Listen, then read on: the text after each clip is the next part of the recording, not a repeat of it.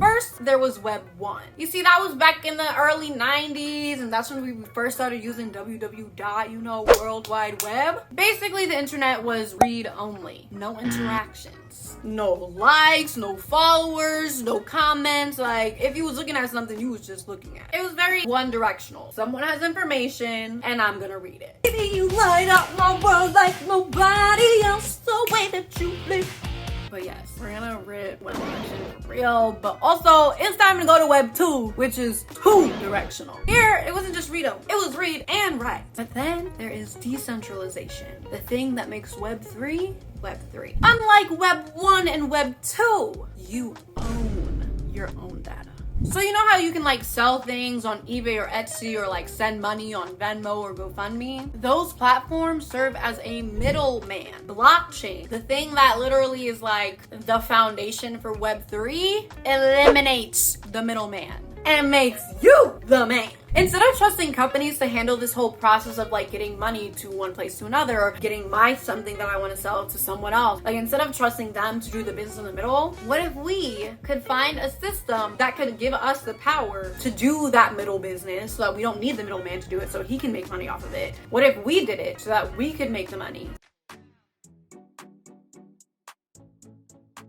And don't get me wrong, I'm not saying that Black people can't gain a lot of wealth and pass it down to the next generation.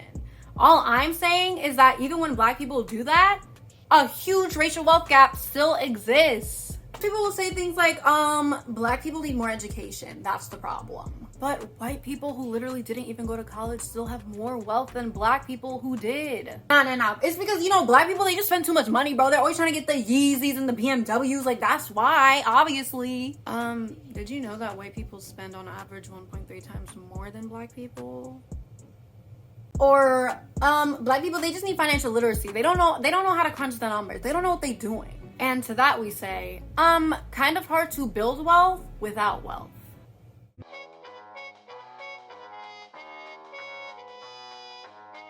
There's this thing called the 80% rule that basically says that when you retire, you're probably gonna live on around 80% of your income. So say you're gonna retire at 65 and then you're gonna die at the national average, which is 80, which to be honest is kind of low in my brain. I'm like, well, I thought I was at least gonna get to 90. But anyway, the average American makes $60,000 a year. So 80% of 60,000 is 48,000. And then we're gonna multiply that by 15 years, not including inflation or anything like that. You will need about $675,000 by the time you retire. So you might be like, oh, okay, $675,000, I'm making 60K. I'll just save whatever percentage I need to get there. By the time I'm 65, I die by 80, period. But like, what if you actually do live until you're 90? That means that you would only live on $27,000 a year, but like you're expecting to die at 80. So like, you probably would run out of that money by the time you're 81 and you're like, oh my gosh, what the heck do I do now? You're 81. Like, where are you gonna be working at 81? See, that's the thing. Y'all don't know about it. Y'all don't know that you gotta start young. You gotta start when you're a young, scrappy doodle-doo. Trust me, you'll save yourself a lot of money to have a lot of money later on, like